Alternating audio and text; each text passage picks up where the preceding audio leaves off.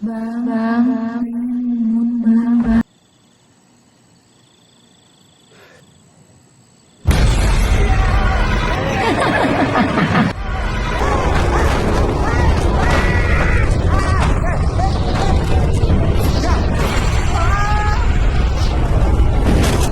Lepasin tali pocong aja, Bang.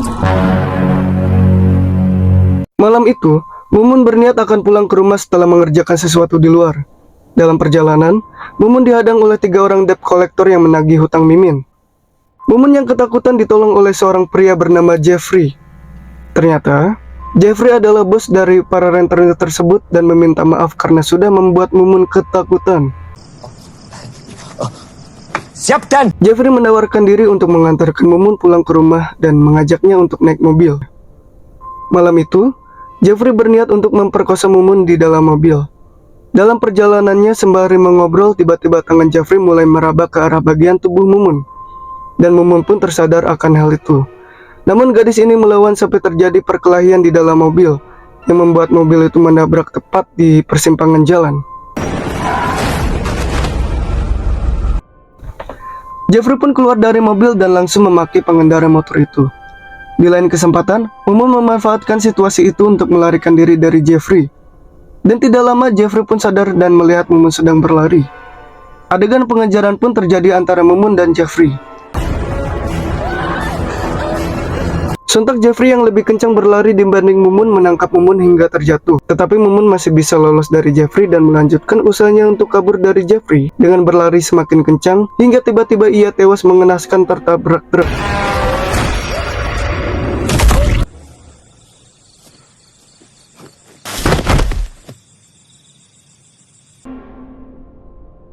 Keesokan harinya jasad Mumun dimakamkan.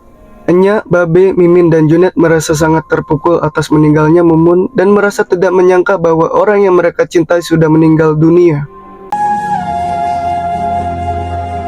Setelah pemakaman selesai, Husen kembali beraktivitas sebagai tukang gali kubur. Dan tiba-tiba datang Jack, Sanip, dan Suselo, anak buah dari Jeffrey. Kedatangan mereka dengan tujuan, yaitu mereka menuduh Husen sebagai seorang penipu, dan mereka ingin meminta kembali uang dari Jeffrey yang sudah diberikan untuk Husen sebagai imbalan jimat pemberian Husen untuk Jeffrey. Lalu Hansip kampung datang dan berupaya untuk melerai mereka. Husen berpendapat untuk mereka sampaikan kepada Jeffrey agar datang ke rumahnya. Di malam setelah menguburkan Mumun, Husen mengingat segalanya dan menyampaikan hal itu kepada Hansip. Bang Husen menyadari bahwa ia lupa untuk melepaskan tali pocong Mumun. Husen berkata jika tali pocong tidak dilepas maka arwahnya bisa gentayangan. Tak terlalu lama mereka mengobrol, Hansip pun bergegas untuk pulang karena merasa ketakutan, disusul oleh Husen yang masuk ke dalam rumah. Tetapi pintu itu tiba-tiba terbuka dengan sendirinya, dan Husen kaget akan hal itu. Sementara Husen menutup pintu, giliran jendela yang sekarang terbuka dengan sendirinya.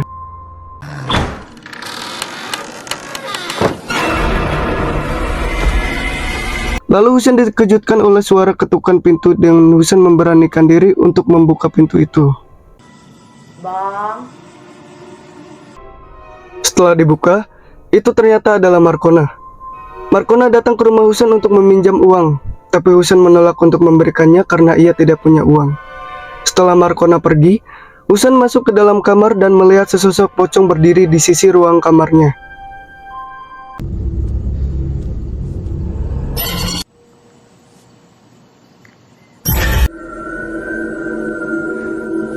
Husen yang ketakutan berusaha untuk bersembunyi di balik tempat tidurnya. Tak sengaja Husen mendengar samar-samar suara yang mengucapkan nama Mumun. Bang. Ayah Mumun. Dan tak ragu-ragu Husen berlari ke kamar mandi, berusaha untuk menaiki atap rumahnya.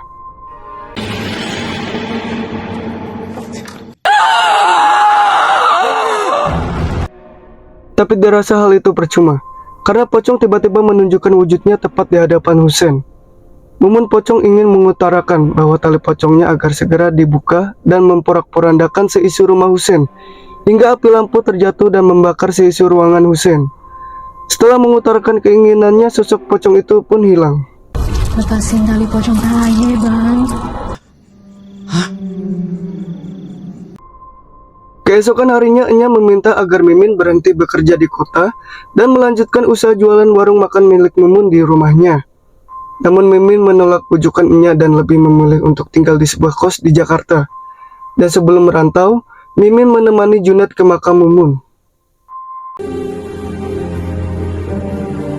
Malam harinya komplotan Jafri menagih uang lagi kepada Husen. Namun, lagi-lagi Husen tidak bisa memenuhi keinginan Jafri mengembalikan uang. Dan Jafri mengancam jika uang itu tidak segera diserahkan, maka nyawa Husen yang akan jadi gantinya. Sementara di rumah Mumun, Babe sedang memperhatikan foto anak kesayangannya yang sudah meninggal dunia, yaitu Mumun. Tiba-tiba Babe mendengar suara lembut yang ia kenali itu adalah suara Mumun, anak kesayangannya.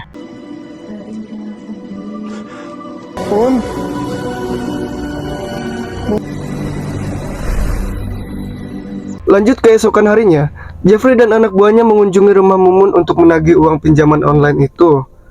Junet yang sudah dari awal sudah ada di sana menemui mereka. Dan Jafri menunjukkan surat tagihannya yang sudah membengkak sebesar 95.684.000. Ada surat penagihan dari perusahaan. Ajak. Setelah mendapatkan surat tagihan itu, Junet menemui Mimin di luar kota untuk menyelesaikan masalah itu bersama-sama. Dari situlah, Junet akhirnya mengetahui profesi Mimin adalah sebagai pramusaji di sebuah kafe dan bukan bos besar.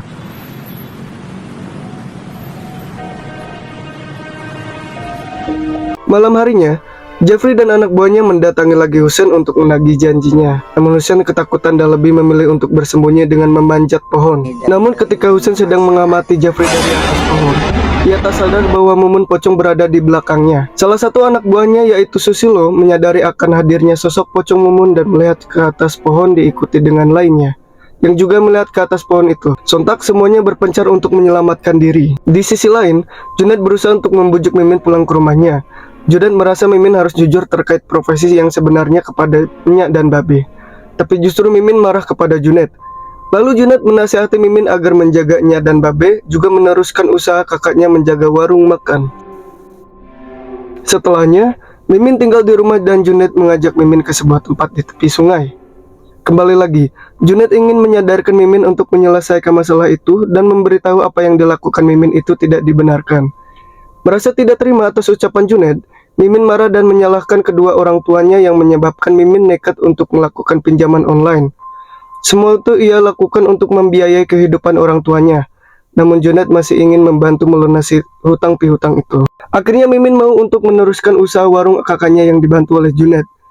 Mimin menemukan sebuah catatan resep makanan yang tersimpan di laci tempat penyimpanan uang. Mimin lantas membacanya satu persatu sampai akhirnya dia menemukan catatan pribadi Mumun. Dari situlah Mimin mulai merubah sikap dan penampilannya yang jauh berbeda dari sebelumnya.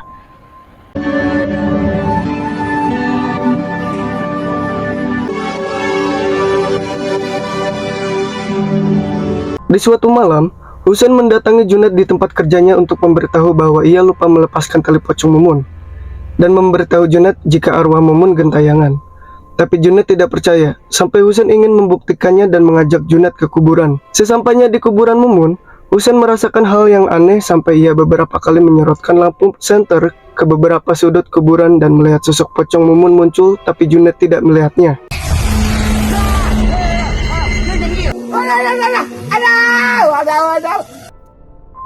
Di waktu yang bersamaan, komplotan Jafri dan anak buahnya tiba di rumah Mumun untuk menagih kembali hutang pinjaman online.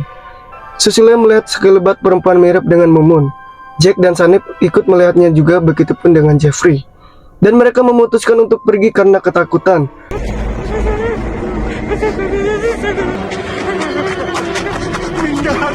Disusul oleh Junet yang baru tiba di rumahnya dan menghampiri Mimin.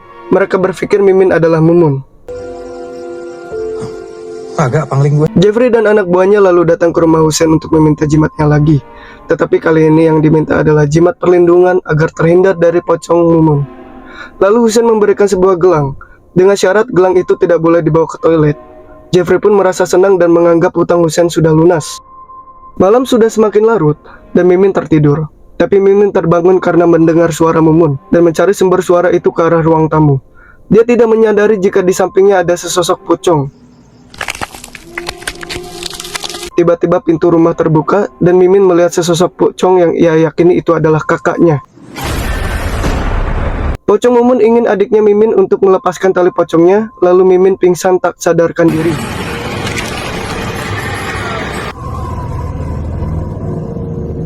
Keesokan harinya Mimin terbaring di tempat tidur ditemani Babe, seraya Mimin menyebutkan nama kakaknya berulang-ulang. Dan Junet tiba di rumah untuk melihat kondisi Mimin. Malam harinya pentas seni digelar. Husen sedang asik berjoget dengan Markona dan dilanjutkan kedatangan Jeffrey yang menghentikan acara dan berupaya untuk memeras ketua kesenian karena acara tersebut ramai dan banyak pengunjung. Di sela keributan yang terjadi di acara itu, tiba-tiba terdengar suara cekikikan. Ya, benar, itu suara Mumun pocong. Seketika semua panik dan berhamburan lari untuk menyelamatkan diri. Begitupun dengan Husen, Jeffrey, dan anak buahnya.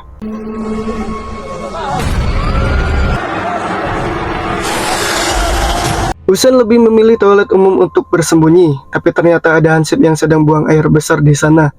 Disusul oleh Markona, sang penari, dan 3 orang anak buah Jeffrey yang juga ikut masuk ke dalam toilet umum itu. Namun tiba-tiba Mumun pocong muncul dan mereka lari ketakutan.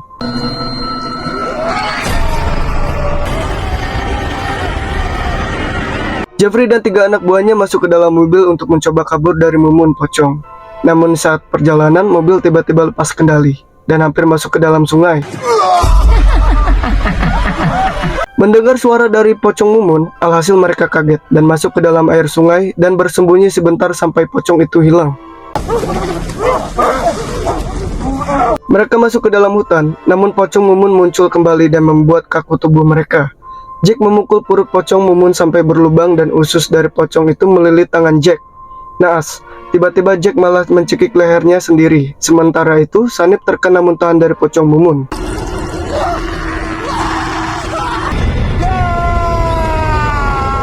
Keesokan harinya, warung Mimin terpantau cukup ramai. Pokokom terlihat sedang membeli sayuran dan tak sengaja mendengar ibu-ibu sedang membicarakan pocong Mumun yang berkeliaran di malam hari. Pokokom menanyakan kebenaran hal itu kepada Hansip. Lalu Hansip mendatanginya untuk memberi informasi bahwa teror Mumun pocong sudah melebar luas. Lalu ia meminta bantuan kepada Junet. Lalu Junet menyambangi tempat di mana awal teror pocong itu dimulai, hingga sampai di rumah Husen. Junet melihat Jeffrey dan anak buahnya sedang mengancam Husen, disusul oleh kedatangan pocong Mumun.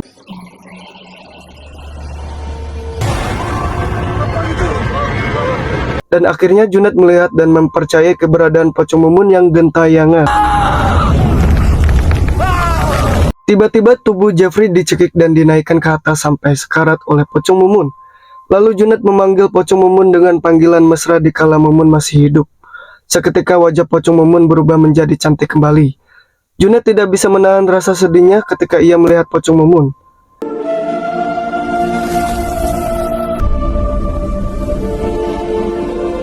Lalu Junet mendatangi Mimin meminta maaf kepadanya karena tidak percaya dan menceritakan kejadian yang baru saja dialaminya kepada Mimin. Junet berkata Mumun selalu mengincar Jeffrey. Mereka tidak tahu jika Mumun hendak ingin diperkosa Jeffrey sebelum tertabrak truk. Hingga keesokan malamnya Mimin memberanikan diri untuk bicara kepada Babe jika ia sakit hati karena selalu dibanding-bandingkan dengan Mumun. Mimin merasa dianaktirikan sedangkan Babe hanya mengkhawatirkan Mumun saja. Mimin juga mengaku jika ia bekerja sebagai pramusaji di sebuah kafe dan bukan sebagai pegawai kantor. Ia juga mengaku bahwa tak sanggup untuk membiayai umrohnya dan Babe. Ia juga meminta maaf karena menggunakan identitas Mumun untuk pinjaman online. Ia berpikir itulah sebab kematian Mumun. Maafin Mimin banyak.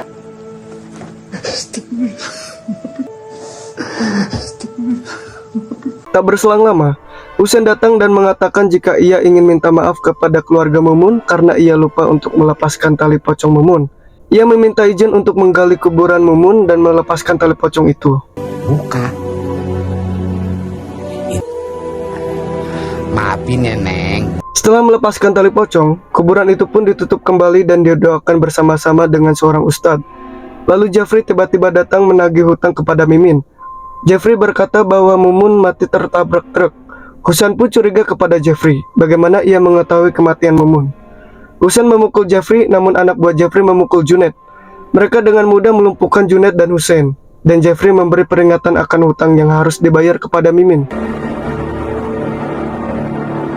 Malam harinya, peringatan meninggalnya Mumun digelar di rumah Babe Muiz. Di lain tempat, Mimin menyambangi tempat Jeffrey untuk menyelesaikan masalah hutangnya.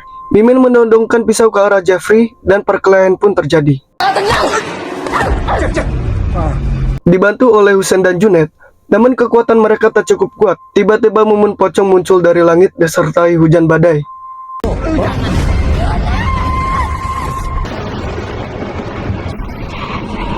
Mumun ingin balas dendam kepada Jeffrey sampai Jeffrey lari ketakutan. Lalu tiba-tiba Jeffrey tertabrak truk. Kejadian yang dialami oleh Mumun sebelumnya. Pocong Mumun muncul kembali dan menatap ke arah Mimin seolah mengucapkan salam perpisahan.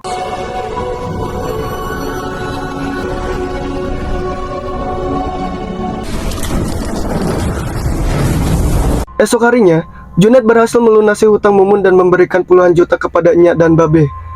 Enya memberikan cincin kepada Junet sebagai harta warisan. Enya berpesan agar Junet mendapatkan calon istri yang baik untuknya.